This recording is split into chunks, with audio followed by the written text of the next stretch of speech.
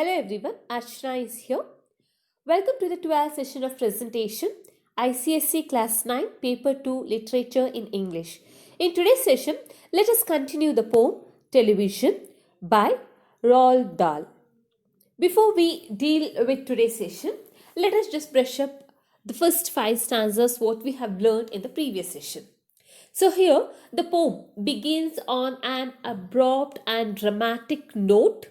The poet addresses parents and exhorts them never to let their children come near the television set. So he goes on to the extent by saying that the idiotic thing, that is TV set, television set, should not be installed at home at all. So he cautions parents against the excessive watching of television by their children. So the children go on staring at the television screen for hours. So their eyeballs, out of exhaustion, come out. So the poet admits that there are some advantages to the parents as their children watch television. So the children remain quiet and do not make mischiefs. So they do not disturb their parents. The parents get time to do domestic chores. But the disadvantages of too much television to the children cannot be ignored, right? So by using all capital letters, the poet underlines the fact that watching television in excess means the death of imagination, says he. So the poet then introduces the parents' point of view. The parents might ask him how their children will be entertained if television is not switched on and kept the children engaged by watching it. So in the absence of the television, what the children will be doing? So the poet reminds them that they have forgotten how, as children, they read books when there was no television. So in the past, books were a good source of entertainment. Then he refers to several books of adventure and fantasy used to be read in the past by the children.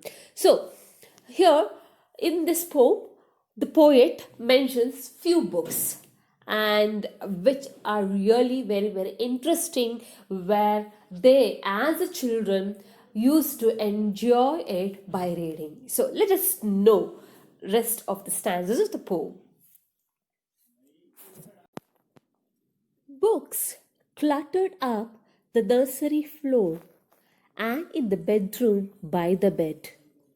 More books were waiting to be read, such wondrous, fine, fantastic tales of dragons, gypsies, queens, and whales, and treasure isles and distant shores, where smugglers rowed with muffled oars and pirates wearing purple pants, and sailing ships and elephants and cannibals crouching round the pot, stirring away at something hot. It smells so good. What can it be? Good gracious, it's Penelope. So here the poet reminds the parents that the rooms of children were full of books in the past. These books contain wonderful stories about huge monsters, gypsies. Gypsies means wandering. Gypsies means wandering people. Wandering people. The people who wanders from one place to the other place. And the stories contains queens, princes, whales, and treasure islands. In some of these stories, the smugglers and sea robbers used to operate in boats with covered oars. There were stories about elephants and the cannibals. The cannibals used to eat a very sweet smelling dish named after Penelope, the faithful wife of Odysseus in Homer's epic poem, The Odyssey. So the children who read about it wondered what the dish could be.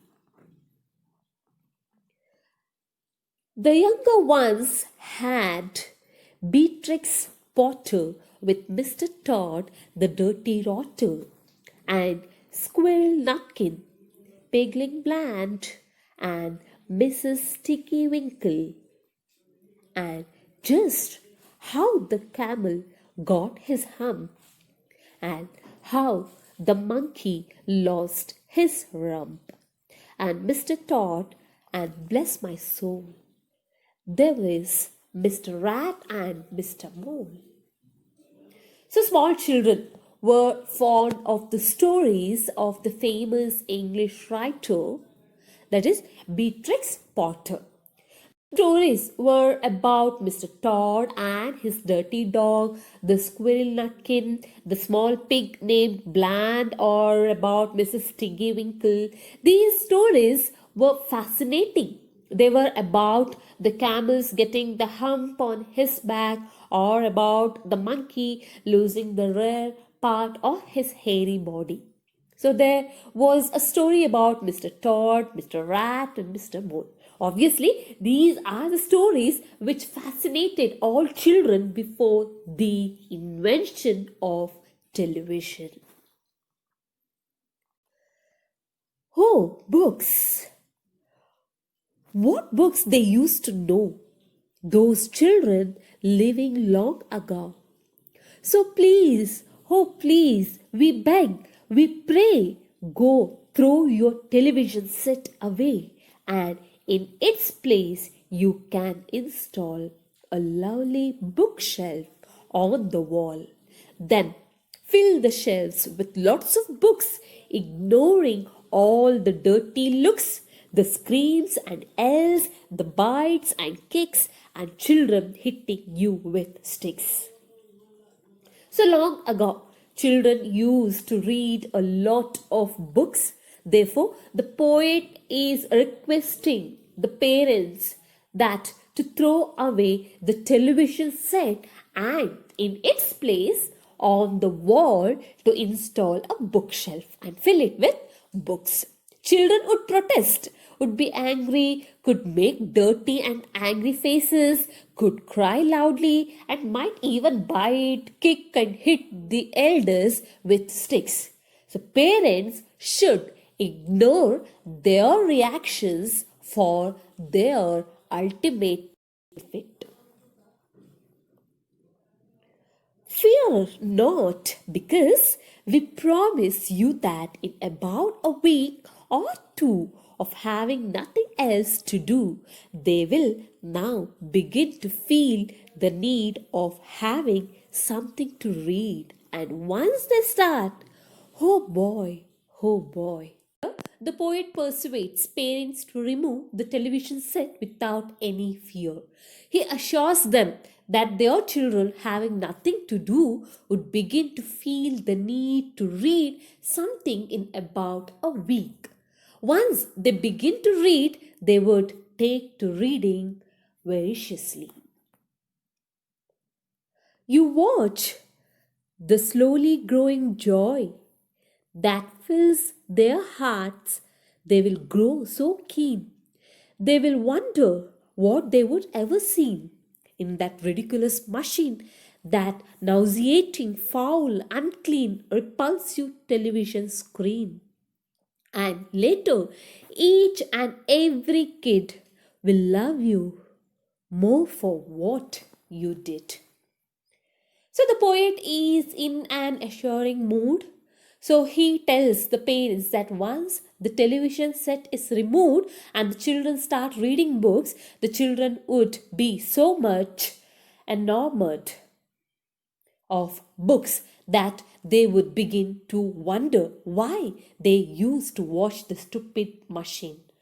They would find the television set nauseating means disgusting, foul and repulsive, hateful. Later, they would love their parents for replacing the television set with books. So, students, here we have winded up the poem.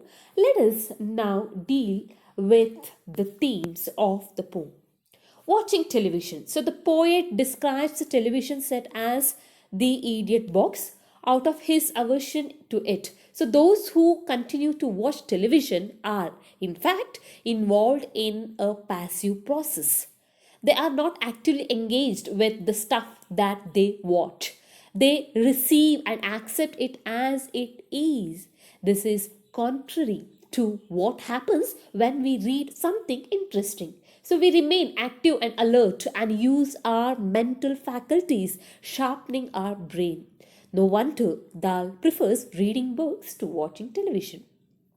Next, depth of imagination. So, Dahl was primarily a story writer and a thinker. He wrote stories for children with the view to inducing them to imagine those things which they cannot see, feel, or touch.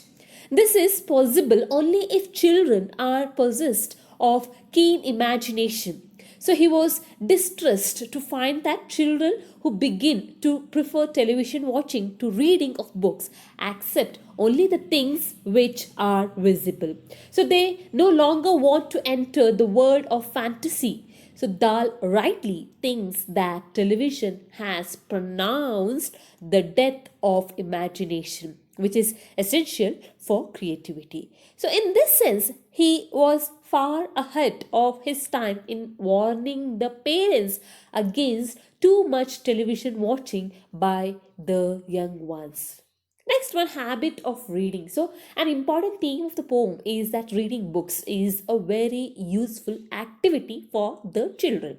So, it must be encouraged by the parents by replacing the television with lots of books. So, the poet wants the children to read whatever interests them. Once they have begun to read books, they will simply wonder why they have wasted a lot of time in watching Idiot Box. About the title. The title of the poem, Television, is very relevant and appropriate as the poem deals with various aspects connected with television. So, Dahl exhorts the parents not to allow their children to watch television. He enumerates several ill effects of watching television. Then he proceeds to count the several benefits of reading books. So he argues in favor of reading books. He looks upon television as the idiot box, as a monster, and as a ridiculous machine, and dubs it as nauseating, foul, unclean, and repulsive. So, students, here we have winded up completely the poem. Thank you all.